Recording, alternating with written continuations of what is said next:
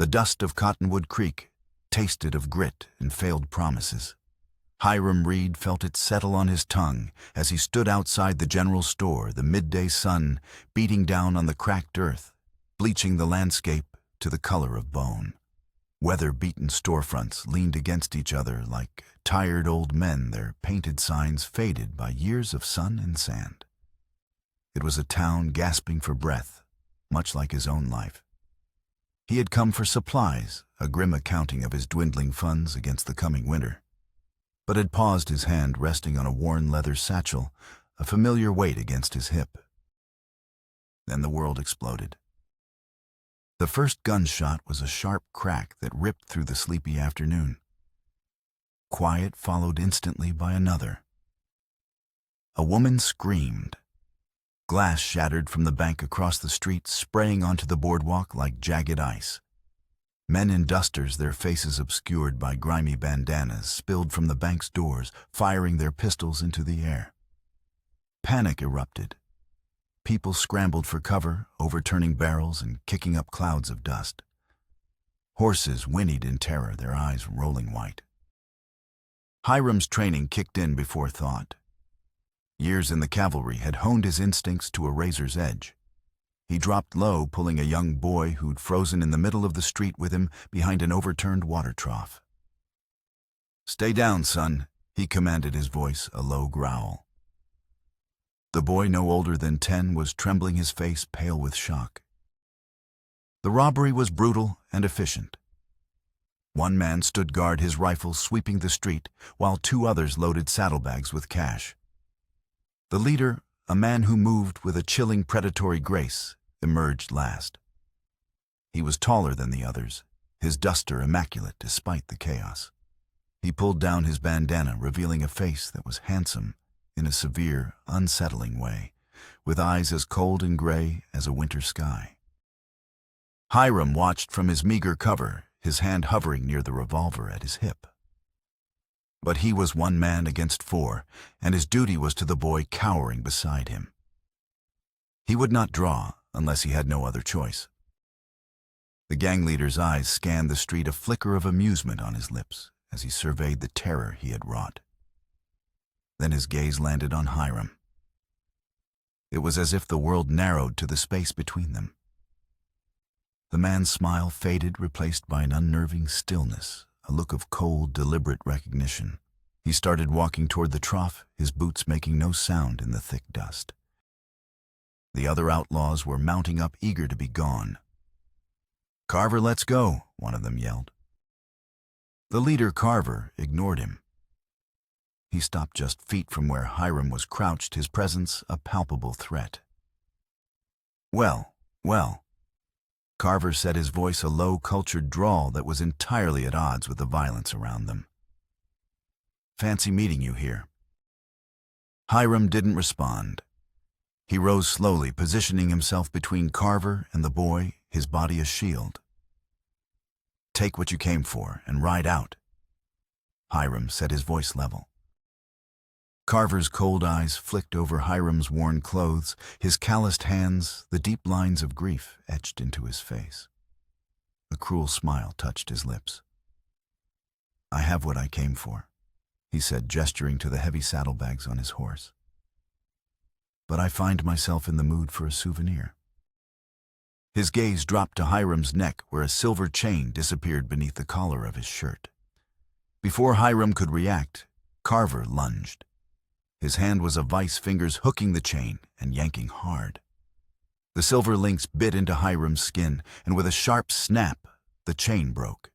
Carver stepped back, holding up his prize, a small oval silver locket tarnished with age. Hiram's world tilted. A cold dread sharper than any bullet pierced his heart. "No," he breathed the word, a raw whisper. The locket was all he had left of Elizabeth.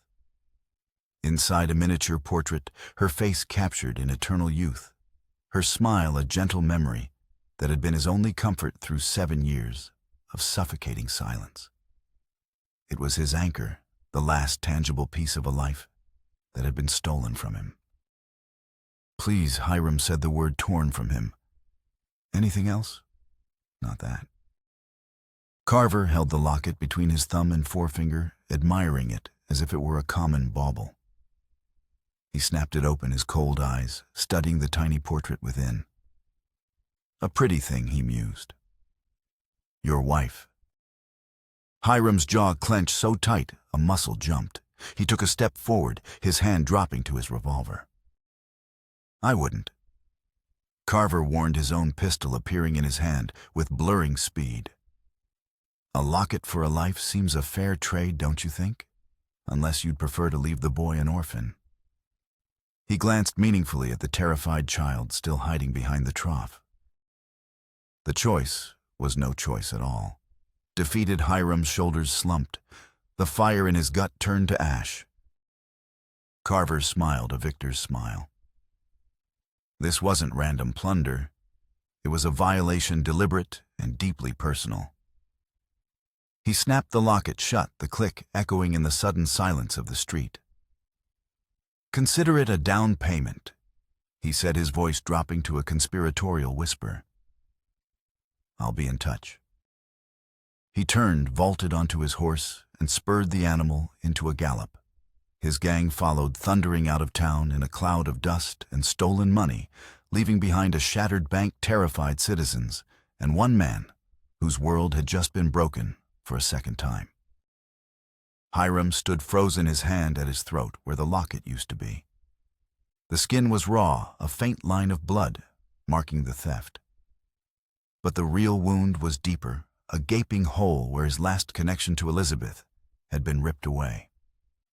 The dust settled. People began to emerge from their hiding places, their voices a low murmur of shock and relief. But for Hiram Reed, the silence was absolute, filled only by the roaring echo of his loss. The ride back to the homestead was a journey through a ghost land. The sun beat down on the cracked earth, and dust devils danced like lonely spirits on the horizon. But Hiram saw none of it. His world had shrunk to the raw, chafed skin on his neck and the phantom weight of the locket that was no longer there. The silver oval had been his rosary, his penance, and the cool metal, a constant reminder of Elizabeth. Without it, he felt unmoored, adrift in a sea of grief he had spent 7 years trying to navigate. His homestead, nestled against a backdrop of pine-covered hills, offered no comfort. The one-room cabin he had built with Elizabeth, the small barn, and the crude cattle pen, they were no longer symbols of a hard-won life, but monuments to his failure. He had failed to protect her in life, and now he had failed to protect her in memory. He unsaddled his horse, the familiar motions automatic, his mind a maelstrom of rage and despair. Inside the cabin, the silence was a physical presence. He ran a hand over the rough-hewn table Elizabeth had polished until it shone, his fingers tracing the edge of the bed where she had drawn her last breath. His eyes fell on the small-framed daguerreotype on a shelf, Elizabeth, her hand on her swollen belly, a shy smile on her lips. He had lost her and their unborn son to a fever that had swept through the territory like a wildfire. Now Carver had stolen the only other image he had of her. A wave of fury, cold and sharp, washed over him. He slammed his fist onto the table, the crack of wood echoing the splintering of his control. Who was Carver? How did he know him? The man's eyes, that chilling look of recognition, it haunted him. That night, sleep offered no escape. It dragged him back to a place he had tried to bury for a decade, the smoke-choked air of a burning village, the screams of women and children, the cold orders of his commanding officer. He was a young cavalryman again, part of a unit tasked with a punitive raid. It was supposed to have been a simple operation, a show of force. But it had spiraled into a massacre. In his dream, a woman with eyes as dark as Elizabeth's ran from a burning hut, a child in her arms. He saw the flash of a saber, heard a cry cut short. He woke with a gasp and the scent of phantom smoke in his nostrils, his heart hammering against his ribs. The nightmares had been his companions for years, a constant penance for his past, but tonight They felt different, sharper, as if the bank robbery had unlocked a darker chamber of his memory. Days later, Sheriff Elias Miller rode out to the homestead. Miller was a weary but principled lawman, a man whose face was a roadmap of the territory's hardships. His dialogue was pragmatic and world-weary. Hiram Miller greeted dismounting. "Heard what happened in town. You all right?" "I'm fine," Hiram said, his voice gruff. He was mending a fence post, his movements jerky and aggressive. "That's not what I heard," Miller said, leaning against the fence. "Heard the gang leader took something from you. Something personal." Hiram didn't look up. "A piece of silver. It's gone." "This leader Carver. Did you get a look at him?" "I did." Miller weighted his patience, a testament to years of dealing with tight-lipped frontiersmen. Finally, Hiram straightened up, wiping sweat from his brow with the back of his hand. "He knew me, Elias, or acted like he did." He described the man, the cold eyes, the cruel smile. As he spoke, he remembered something else. During the robbery, as Carver had moved towards him, something small and metallic had fallen from the man's duster, unnoticed in the chaos. Hiram had picked it up instinctively, a small brass pin, an old tarnished cavalry insignia. He hadn't thought of it until now. He pulled it from his pocket. Miller took the pin, turning it over in his calloused palm. "7th Cavalry," he said, his voice grim. "Your old unit." The air grew cold. A lot of men served in the 7th, Hiram said, though the words sounded hollow, even to him. True, Miller agreed. But not many hold a grudge that specific. You report the locket stolen, but you don't mention he seemed to know you. You give me this pin, but you don't tell me why it matters. There's a story here you're not telling Hiram. And whatever it is, Carver seems to think it's worth starting a war over." The sheriff's words hung in the air, heavy and ominous. Hiram's past wasn't just haunting his dreams anymore. It had ridden into Cottonwood Creek and declared war on his present. With the first snows of winter threatening and his savings nearly gone, Hiram knew he was running out of time. He needed money to survive, to buy the cattle that would see him through to spring. But more than that, more than survival itself, he needed to get that locket back. It was a desperate, all-consuming need. Carver had taken more than a piece of silver. He had taken the heart of Hiram's memory, and Hiram would tear the world apart to get it back. Weeks bled into one another, each day a mirror of the last. The sun rose, painting the snow-covered plains in hues of pale gold, and set, leaving the world in a shroud of deep, cold blue. Hiram worked from dawn until dusk, the physical labor a temporary balm for the festering wound in his soul. But the nights were the worst. In the suffocating silence of the cabin, the absence of the locket was a scream. He'd reach for it in his sleep, his fingers closing on empty air, and wake with a hollow ache that was worse than any physical pain. He needed money not just for the cow he'd foregone, but to hire a tracker to hunt Carver down. His only hope was the annual cattle fair, a last chance to sell his remaining meager stock before the deep winter made travel impossible. The fair was a chaotic swirl of life, a stark contrast to his monastic existence.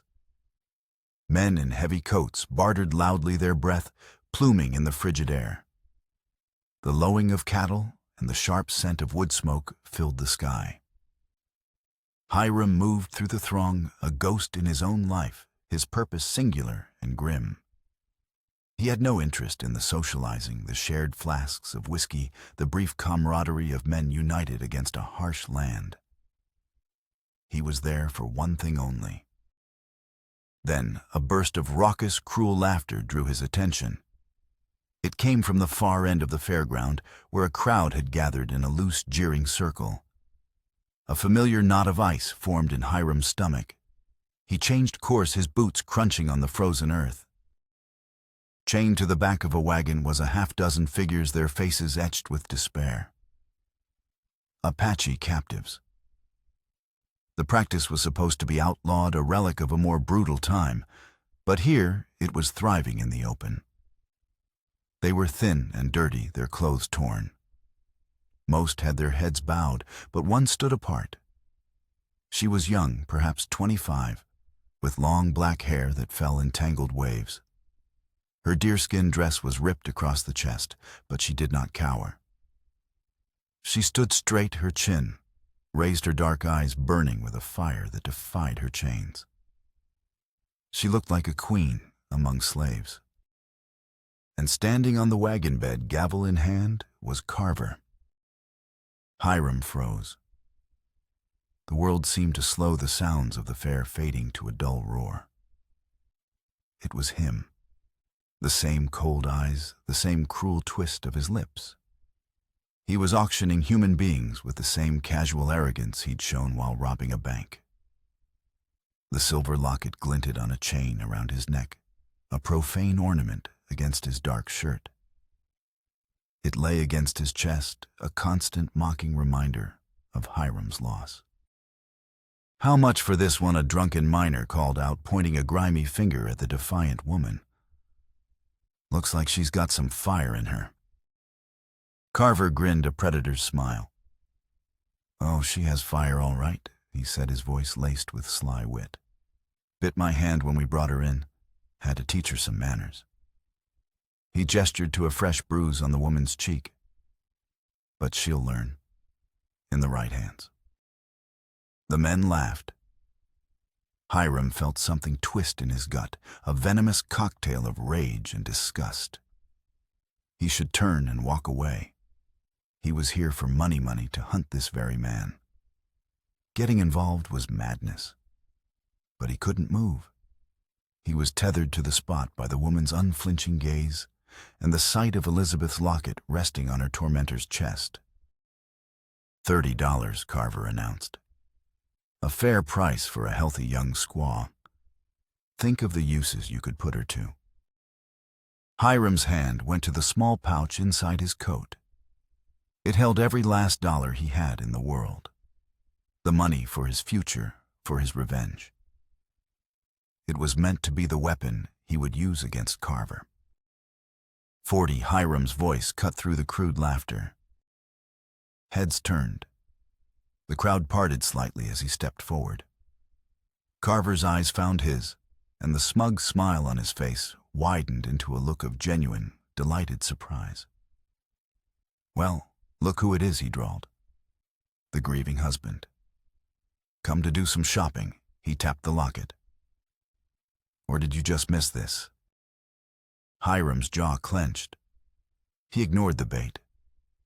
He looked at the woman whose burning eyes were now fixed on him, filled not with hope, but with a deep, wary suspicion. She was assessing a new threat. 50, a man near the front grumbled. 60, Hiram said, his voice flat. The price of a prime bull. The cost of his entire winter. Carver watched the exchange, his head tilted. He wasn't just an auctioneer now. He was a theater director orchestrating a drama for his own amusement. He looked from Hiram's desperate face to the defiant woman, then back again. This was more than a sale. It was a power play. $100. Hiram said the words tasting like ash. It was everything he had. The pouch felt like a stone against his ribs. The crowd went silent. $100 was a fortune, an absurd price for a captive. The other bidders backed off, muttering. Carver let the silence hang in the air, savoring the moment. He looked directly at Hiram, a chillingly polite smile on his face. "Sold," he said softly to the man, with more money than sense. Then he leaned down, his voice a whisper only Hiram could hear. "You buy her freedom, but you can't buy back the past, Reed. Enjoy your purchase. I know I'll enjoy mine." He tapped the locket again, a final deliberate twist of the knife. Hiram stepped forward, his body rigid, and handed over the pouch of money. The transaction felt surreal. He had come here to fund his hunt for Carver, and instead he had just handed his enemy every cent he owned. In a single desperate act of defiance, or was it compassion, he had disarmed himself completely. An assistant unlocked the woman's chains. She rubbed her raw wrists, her eyes never leaving Hiram's face. She was assessing him, judging him. He had bought her, and in her world that made him no different from Carver. "Come on," Hiram said, his voice gruff. He turned and walked toward his horse, not looking back to see if she followed. He had just traded his future for a stranger. It was a decision that made no logical sense, one that might very well cost him his life. And yet, as he heard the soft pad of bare feet on the frozen ground behind him, he couldn't bring himself to regret it. He had stared into the face of his demon, and instead of attacking, had chosen to save someone else. He didn't know her name, but their fates were now intertwined, bound by a fool's bargain made in the shadow of a stolen memory. The early days at the cabin were a battle of silences.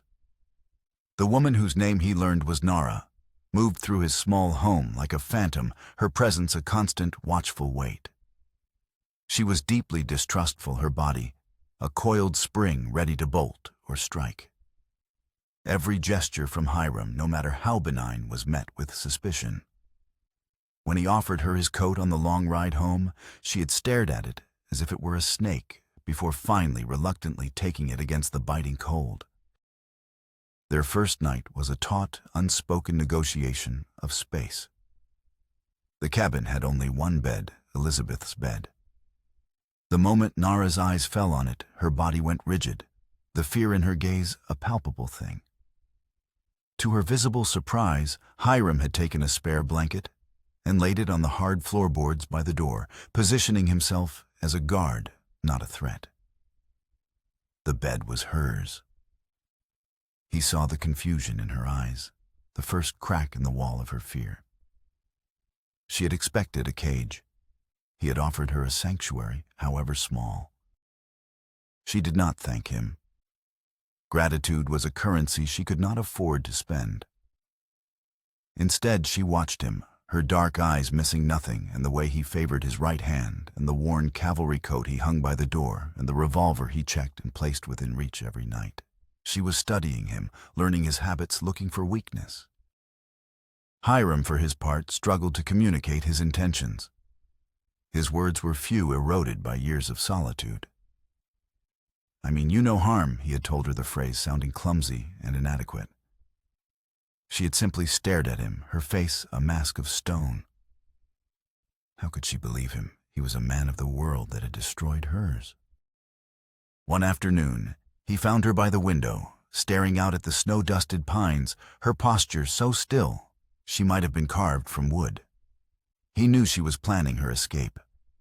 He could see it in the way she studied the landscape, memorizing the contours of the hills, the position of the sun. "If you're going to run," he said quietly, making her jump, "take the knife from my saddlebag. And take the coat. You'll need them." She turned to him, her eyes wide with shock. He had seen her plan, acknowledged it, and offered her the means to succeed. This act of trust was so contrary to her experience that it left her speechless.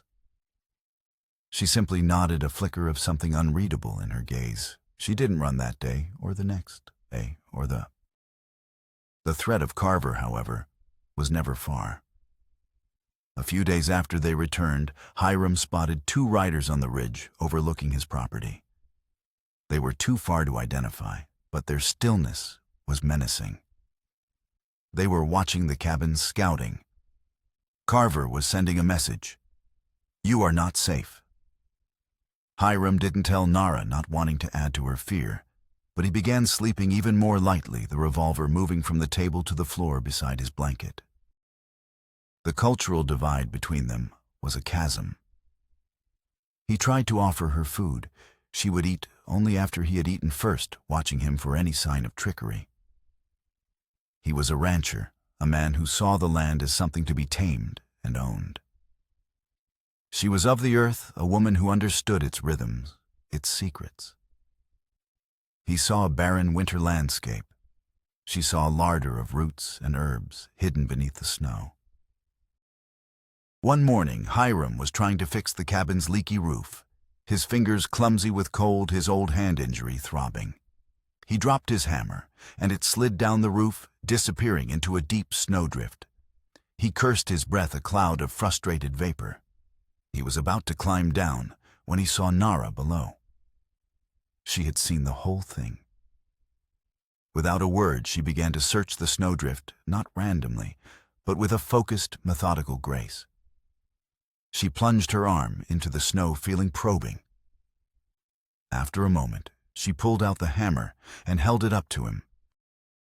He climbed down, his face stiff with a mixture of embarrassment and gratitude. "Thank you," he mumbled. She just nodded, her eyes lingering on his right hand, which he was flexing against the painful ache. "Cold makes old wounds sing," she said, her English halting but clear. It was the most she had said to him at one time. He was so surprised he could only stare. "Yes," he managed. "It does." That evening she approached him as he sat by the fire, nursing his throbbing hand. She held out a small bowl containing a dark, pungent poultice. "For the hand," she said. "Willow bark. Takes away the song." He hesitated.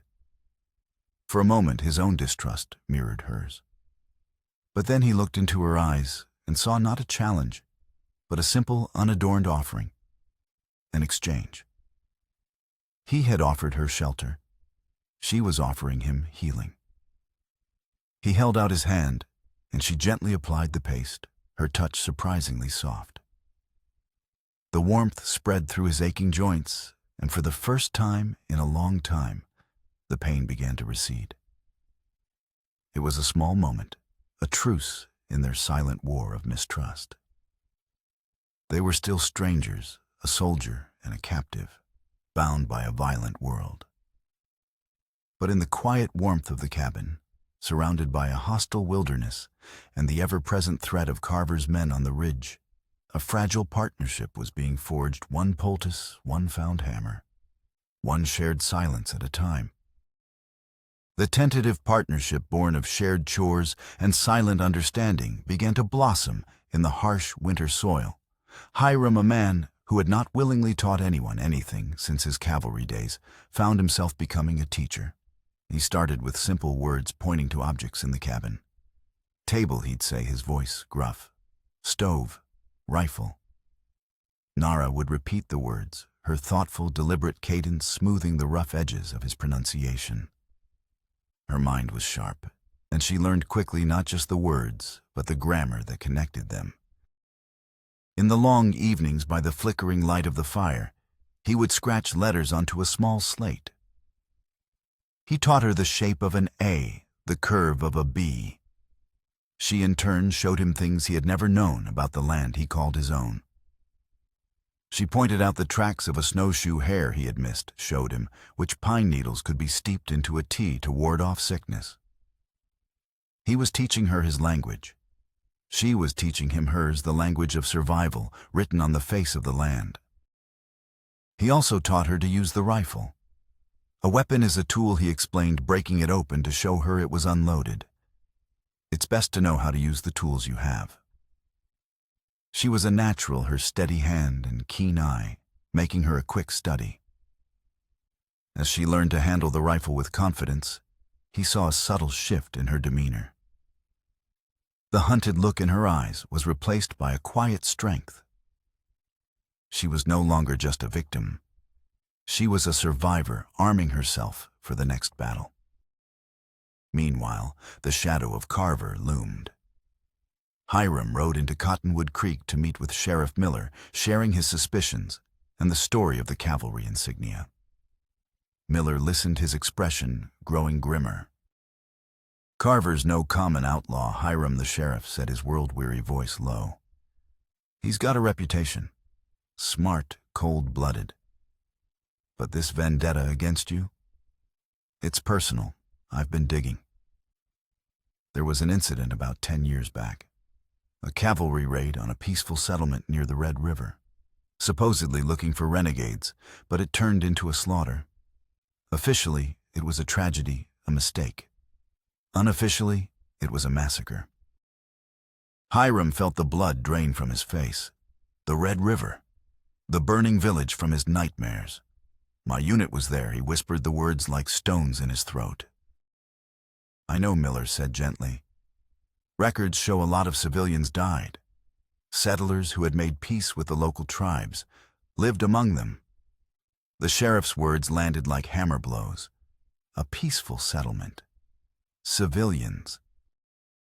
Hiram's nightmares intensified. He would wake up in a cold sweat, the screams of that day echoing in his ears. He saw the woman and child from his dream, their faces blurring into Elizabeth's, into Nara's. Guilt, the old familiar poison, seeped back into his soul. He had tried to bury that day, to leave that part of himself behind when he left the cavalry. But it had followed him. One afternoon, Nara found him in the barn, staring at nothing, his face a mask of anguish.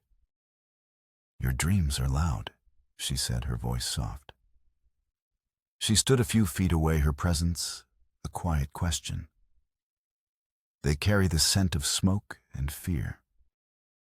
He didn't know how to answer, how to explain the ghosts that haunted him.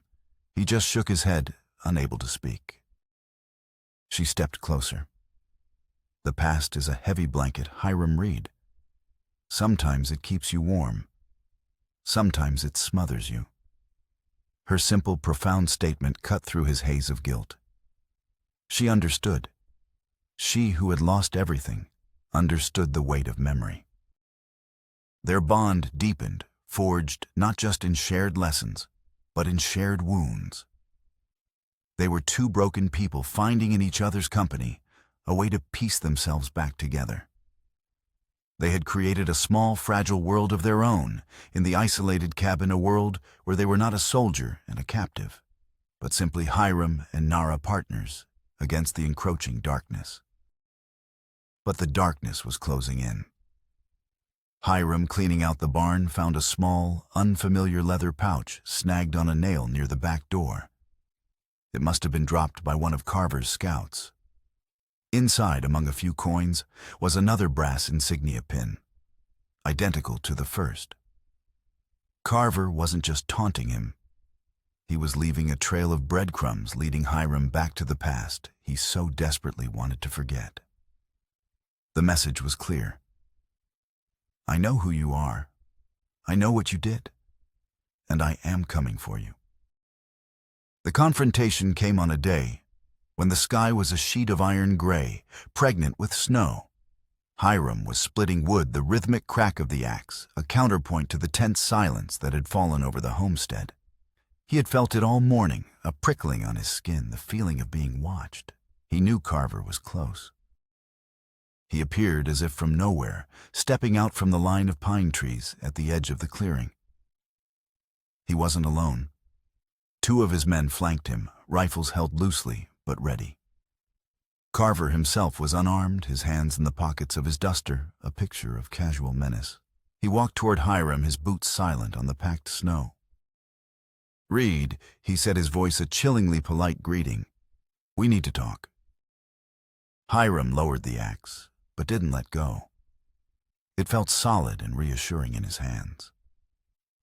From the corner of his eye, he saw Nara appear in the cabin doorway, the rifle in her hands. "I have nothing to say to you, Carver," Hiram said, his voice low and tight. "Except give me back what you stole." Carver smiled, a slow, cruel curve of his lips. He reached into his coat and pulled out the silver locket, letting it swing from its broken chain. "This old thing," he asked, his tone mocking. "It means that much to you, good?" "I was hoping it would." He tossed the locket into the snow at Hiram's feet. Hiram stared at it, his every instinct screaming at him to lunge for it, but he knew it was a trap. "It's yours," Carver said with a magnanimous wave of his hand. "I'm done with it. It was just an introduction, a way to get your attention." He took another step closer, his cold gray eyes locking onto Hiram's. Do you remember the Red River Sergeant Reed? The name, the rank, the place they hit Hiram like a physical blow. The axe suddenly felt impossibly heavy.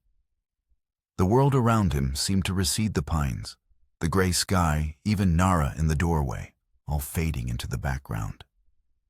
All that was left was Carver's face and the ghosts of the past rising between them. It was a beautiful little settlement, Carver continued, his voice taking on a dreamy, nostalgic quality that was more terrifying than any shout. Peaceful. My wife Sarah, she loved the wildflowers that grew by the creek. My daughter Lily. She was 5. She had hair the color of corn silk. Hiram's blood ran cold. He remembered. He remembered the flash of a small, bright dress, in the chaos, the glint of yellow hair. Your unit was supposed to be looking for hostiles. Carver's voice hardened, the polite mask cracking to reveal the raw hatred beneath. But there were no hostiles. Just families. Settlers. My family. You rode in with fire and steel. Your commander gave the order, but you all followed it. You burned our homes. You slaughtered our people. He pointed a trembling finger at Hiram. I saw you. You stood by while one of your men... While he... Carver's voice broke, but he quickly regained his composure, the emotion freezing back into pure cold rage. I was away trading for supplies. When I got back, there was nothing left. Just smoke and bodies. I found Sarah and Lily in the ashes of our home. The story poured from him, a torrent of decade-old pain. Hiram could only stand there, paralyzed by the truth in Carver's words. The guilt he had carried for years now had a name and a face. It was standing right in front of him. I lost everything that day, Carver whispered, the sound more menacing than a roar.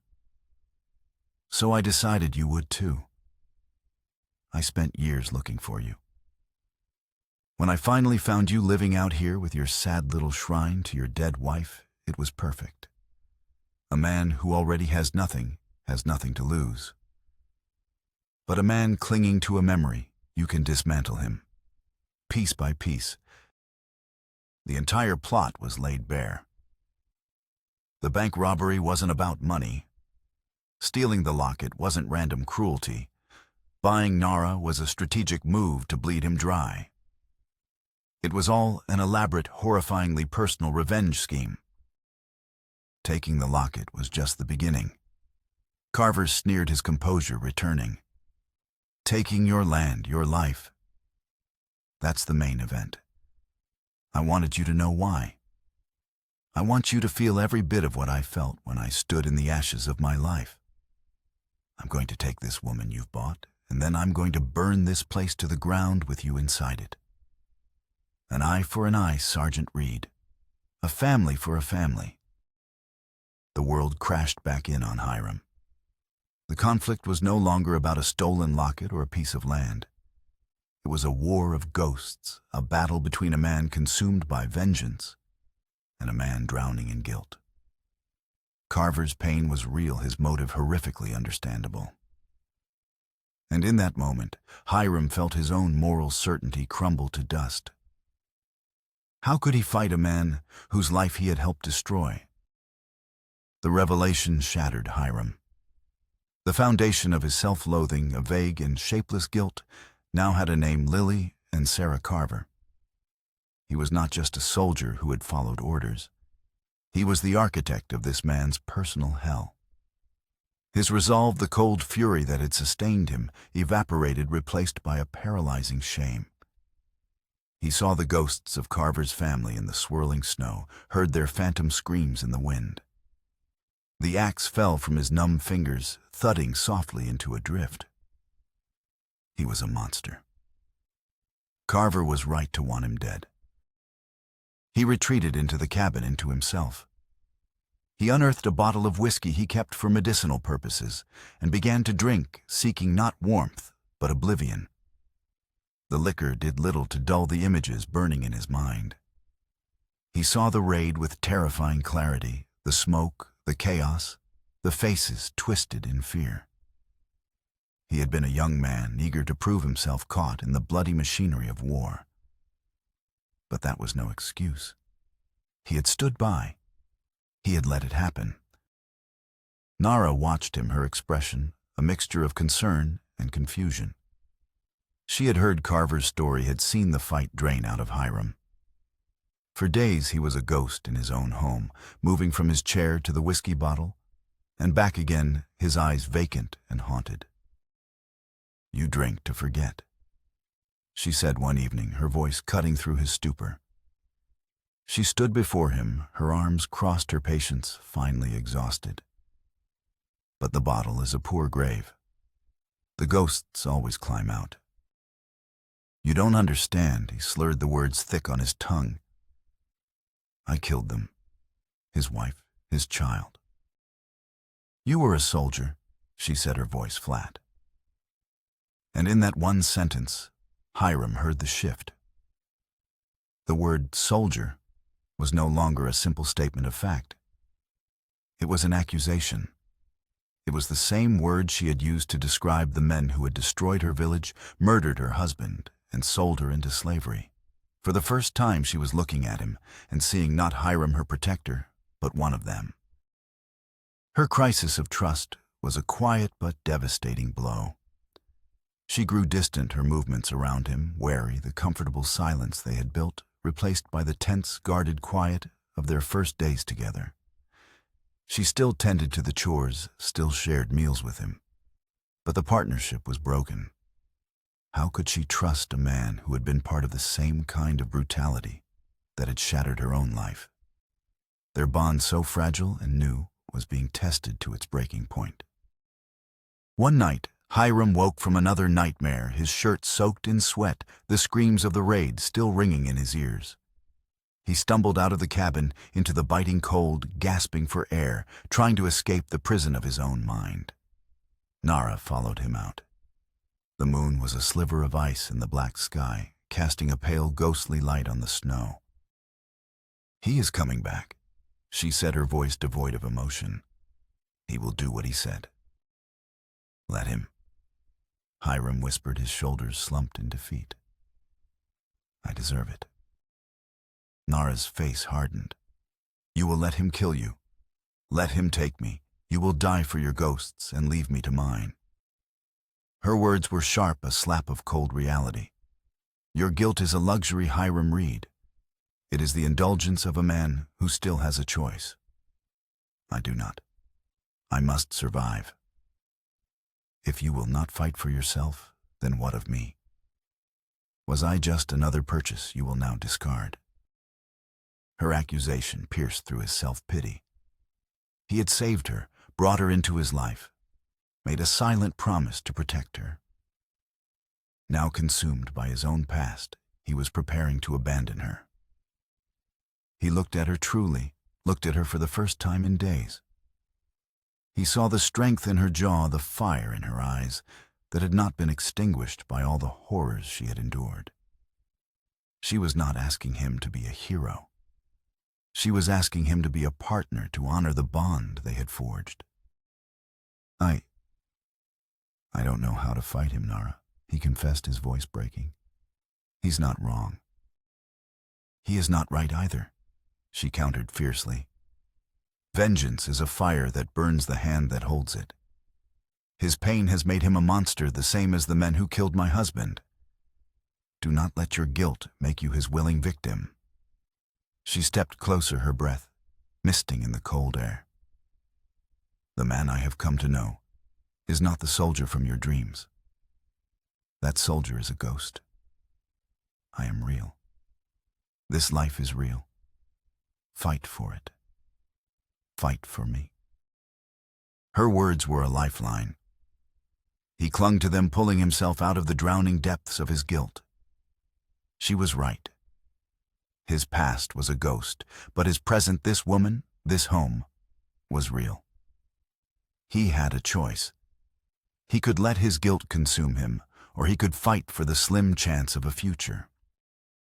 As if summoned by their conversation, the wind began to pick up, howling down from the mountains. The sky, which had been clear moments before, was now thick with clouds. The first flakes of snow, hard and sharp as pellets of ice, began to fall. The blizzard that had been threatening for days was finally upon them. And somewhere out in that gathering storm, Carver and his gang were closing in, coming to collect their debt of blood and fire. The time for guilt was over. The time for survival had begun. The blizzard hit with the fury of a cornered animal. The world dissolved into a maelstrom of white, the wind, a physical force that screamed and clawed at the small cabin. Visibility dropped to mere feet. The howling gale masked all other sounds, creating a disorienting, claustrophobic bubble of chaos.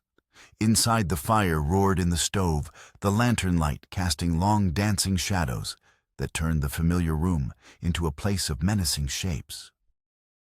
"He'll use the storm for cover," Hiram said, his voice grim as he barred the door.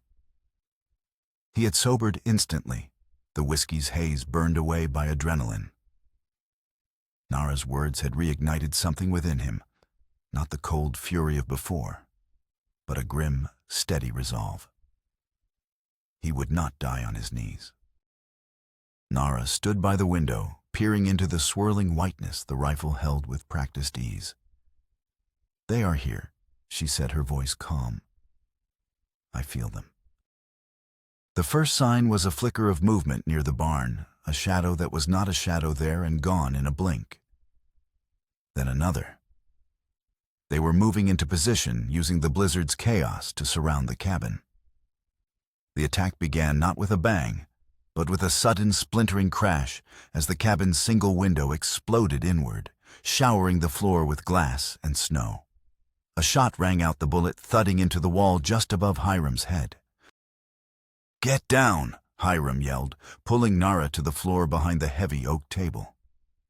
He returned fire through the shattered window, his shots swallowed by the storm. It was a desperate, impossible fight. They were trapped, outnumbered. The assault was relentless. Bullets tore through the thin wooden walls of the cabin. Hiram and Nara moved like a well-oiled machine, covering each other, conserving their limited ammunition, and their movements honed by weeks of shared purpose. But it was a losing battle. The attackers were closing in, their dark forms now visible through the driving snow. "The barn," Hiram said, his mind racing. "It's our only chance. The walls are thicker. We can bottleneck them at the door." It was a suicidal run, a dash across 30 yards of open, snow-swept ground.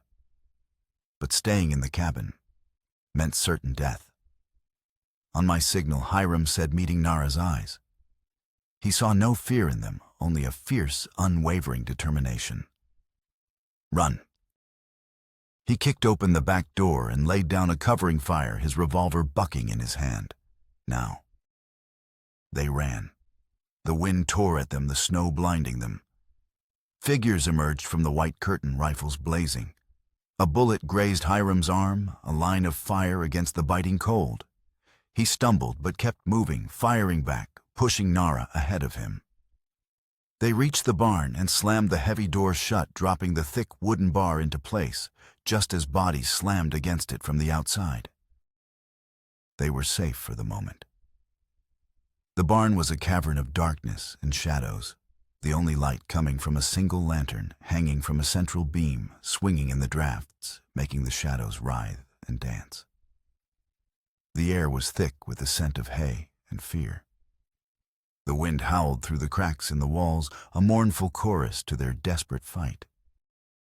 The attackers pounded on the door, their shouts lost to the storm. Then a new sound, the splintering of wood from the back of the barn. They were breaking through another way. Hiram positioned himself behind a stack of hay bales, his revolver steady. Nara took cover near the animal stalls, her own rifle aimed at the back wall.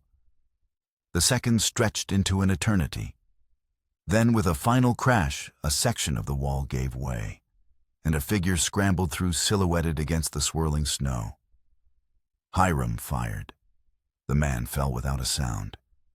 Another followed. Nara's rifle cracked, and the second man dropped. The frontal assault on the main door began again, more furious this time. The thick wooden bar groaned under the strain. It wouldn't hold for long. Then, from the hayloft above, a voice echoed down, dripping with cold amusement. Impressive, Reed. Truly.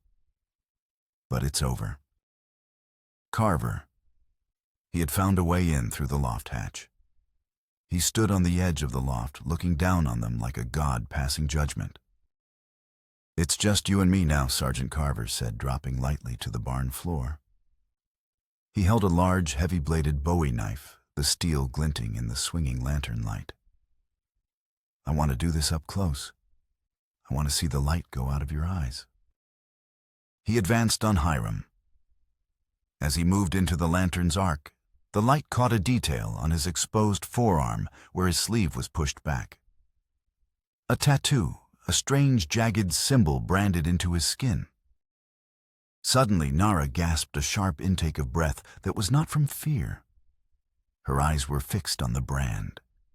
Her face, which had been a mask of concentration, was now a canvas of shocking recognition and pure, undiluted hatred. "You," she whispered the word, a blade of ice. She took a step out from her cover, her rifle forgotten. Carver glanced at her, annoyed by the interruption. "Stay out of this squaw. This is between me and him." "That marked Nara," said her voice rising, trembling with a rage that eclipsed everything else.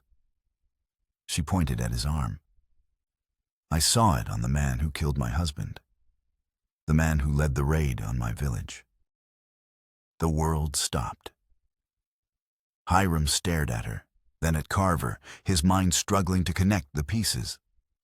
Carver's story, the Red River, the peaceful settlement. He was not a settler. Nara's voice rang out in the barn, clear and sharp above the howling wind. He was a mercenary, a butcher. His kind have no tribe. They serve only money and blood. They attacked my people months before they were captured by the soldiers. Carver's polite mask finally shattered. A snarl twisted his handsome features. Lying savage, he spat, but his eyes darted nervously between Nara and Hiram. The secondary twist was a key turning in a lock Hiram didn't even know existed. Carver's tale of victimhood, the story that had so perfectly disarmed Hiram and fed his guilt, it was a lie. A brilliant, cruel, calculated lie. The Red River Massacre was real, but Carver hadn't been a victim. He'd been a perpetrator on a different day, a different massacre. He was a monster wearing a victim's skin. The revelation was a cleansing fire.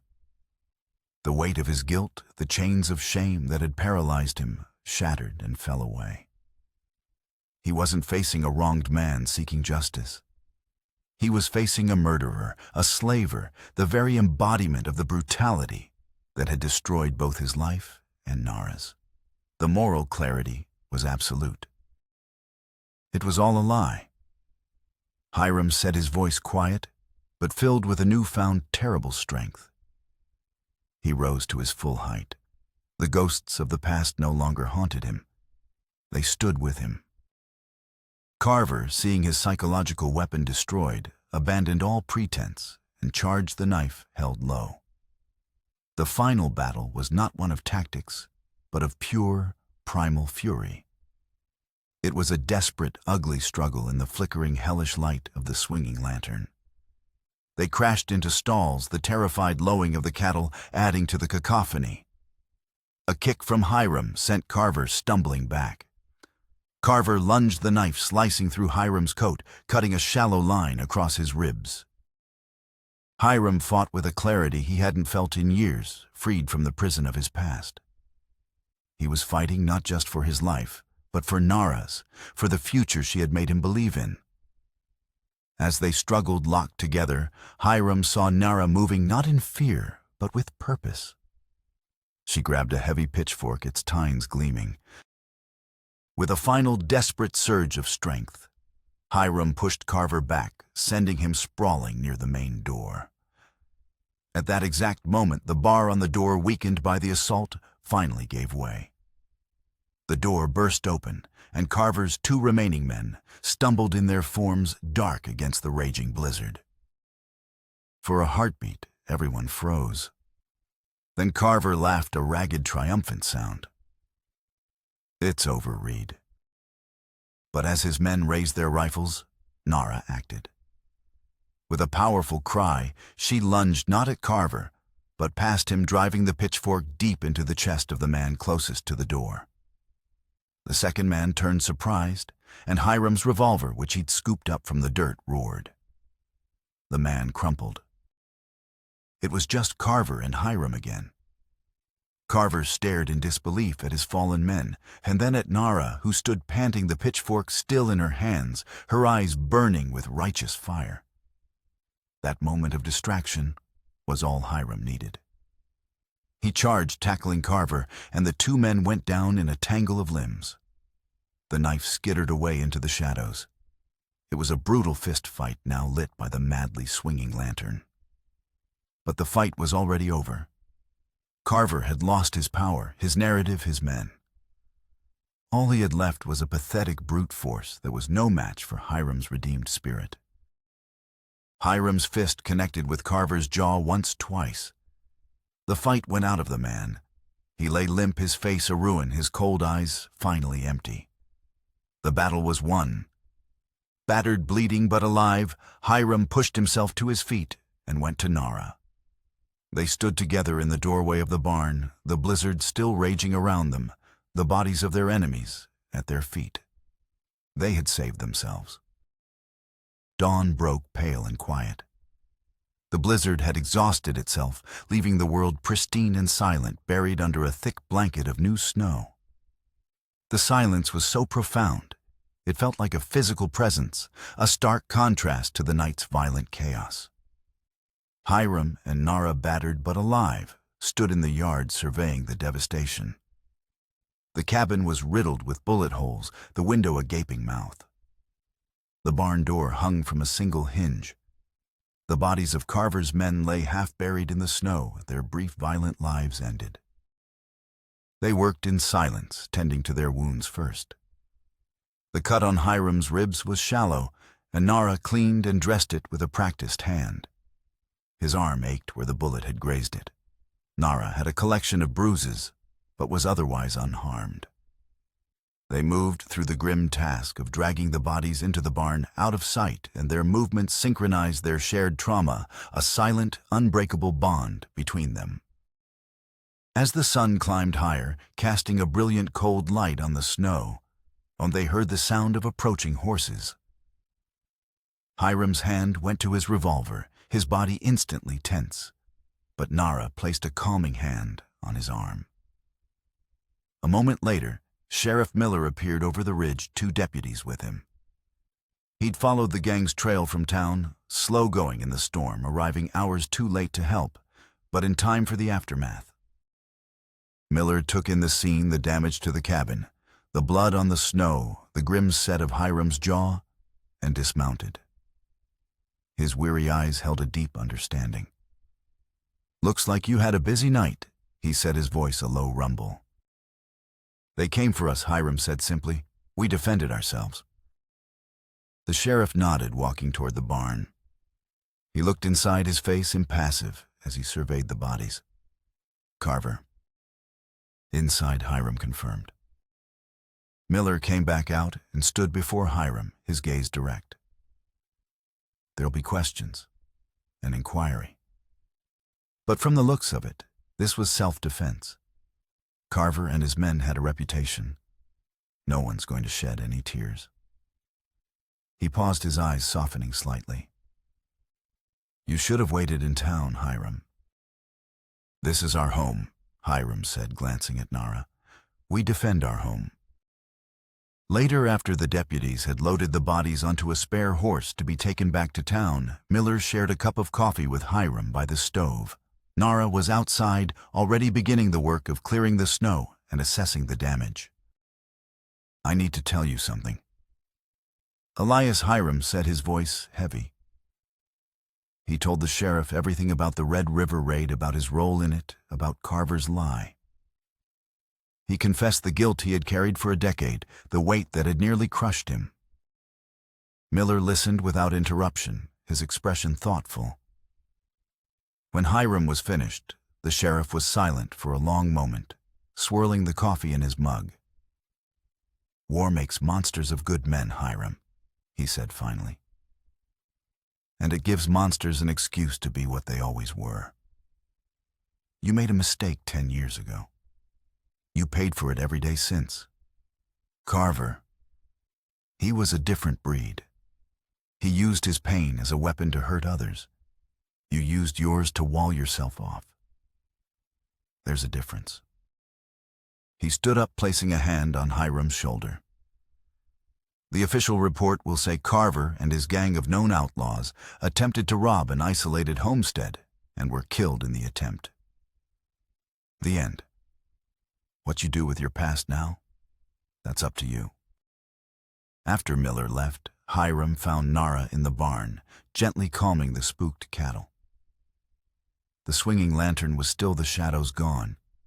Sunlight streamed through the holes in the walls. He walked over to her, his heart full. "Thank you," he said, the words encompassing everything, for saving his life, for saving his soul. She looked at him, her dark eyes searching his face. The guarded woman he had bought at the fair was gone, replaced by a partner, a warrior, his wife. "We saved each other," she said. Her gaze flicked to his side, where Carver had fallen. Hiram followed her look.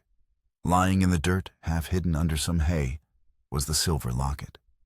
Must have fallen from Carver's neck during the fight. Hiram bent down and picked it up. The metal was cold against his skin. He snapped it open. The tiny portrait of Elizabeth was still there, her smile serene and untouched by the violence. For years this object had been his penance, his connection to a past he couldn't let go of. Now it felt different. It was a memory precious and beautiful, but it was no longer his entire world. He closed the locket and held it out to Nara. "She would have liked you," he said, his voice thick with emotion. Nara took the locket and studied it for a moment. Then she gently closed his fingers around it. "She is part of your story," she said softly, "but she is not the end of it." She took his other hand, her touch warm and firm. "We are the next chapter." In the quiet of the barn, surrounded by the evidence of the battle, they had survived, their bond forged in truth and shared survival was sealed. They were no longer just two lost souls clinging to each other for warmth, but a family ready to write their own story. The weeks that followed were a time of healing and rebuilding. Spring arrived tentative at first, then with a rush of life that transformed the snow-covered landscape into a tapestry of green and gold. The harsh angles of the land softened. The creek, frozen for months, began to flow again, its song a gentle murmur that promised renewal. Together, Hiram and Nara repaired the cabin, replacing the shattered window and patching the bullet holes. The work was hard, but it was a cleansing ritual, erasing the scars of the battle and reclaiming their home. One bright morning, when the air was sweet with the scent of damp earth and new pine growth, Hiram took the silver locket and walked to the small marked plot on the hill overlooking the homestead, Elizabeth's grave. He had not visited it since the day of the bank robbery. He knelt in the soft grass. For 7 years, this had been a place of static grief, a monument to a finished story. He looked at the locket in his hand, at the smiling face of the woman he had loved, the woman whose memory he had nearly allowed to become his tomb. He would always love her. But he understood now that holding on to her memory so tightly had prevented him from truly living. Nara had taught him that.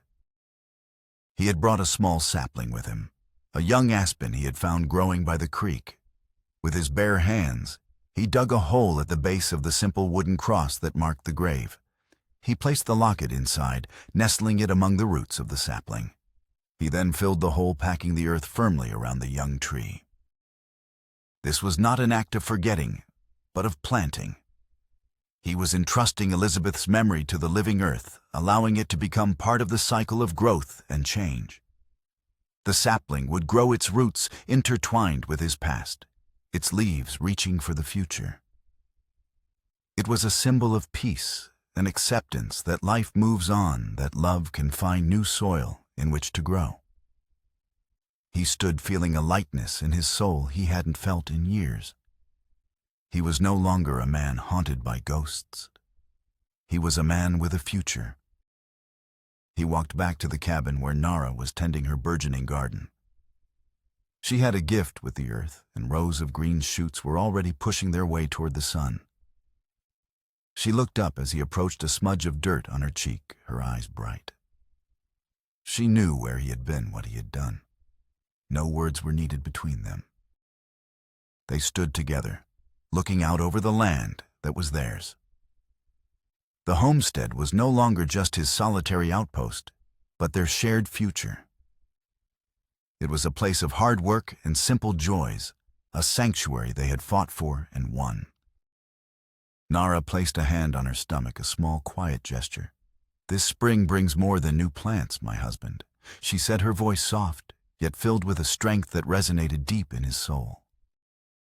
Hiram looked at her, his heart suddenly full to bursting. He saw the gentle curve of her belly, a new promise taking root. Understanding dawned, and with it, a wave of joy so profound it took his breath away. A child, a new life, a legacy.